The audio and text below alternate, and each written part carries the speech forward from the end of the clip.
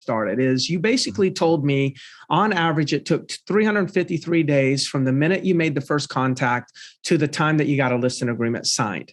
So I'm looking at, and the first thing that I said, well, before I say what I think, when you found that statistic, when you confirmed that's what the real number was, did you have any ahas? What conclusions did you come up with?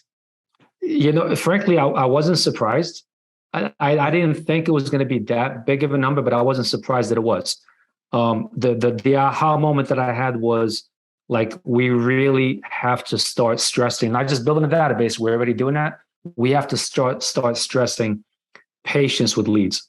We have to start stressing expectations with leads. We have to start stressing the importance of having a pipeline of leads that no matter whether they're listing now or whether they're never listing, to you being okay with that and putting them into your database, putting them into your pipeline, and just kind of let things happen, right? So there's this constant, never-ending need right now in this industry where I got to have a good lead. I got to have a lead, right? And when we talk to somebody, if they're not like ready to buy or sell at this moment, we cross them off as not a good lead. We blame the lead provider. We blame all of that. When if you really want to build a business, it's okay that you've got someone that wants to sell 5 years from now. It's okay to have someone that says they're never going to sell, because we all know 6 to 8% of every single homeowner is going to sell within the next 12 months.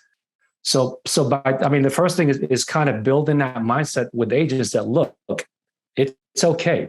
The whole thing is you've got to make sure you keep making contacts on a daily basis and dropping these people into the pipeline, and then let them just fall out when they fall out. So I think that's the thing. It's like, start stressing that, okay, focus on the leads timeline, not be so stressed out and worried about your timeline and when are they going to sell? They're going to sell right now. Kind of get away from that mentality.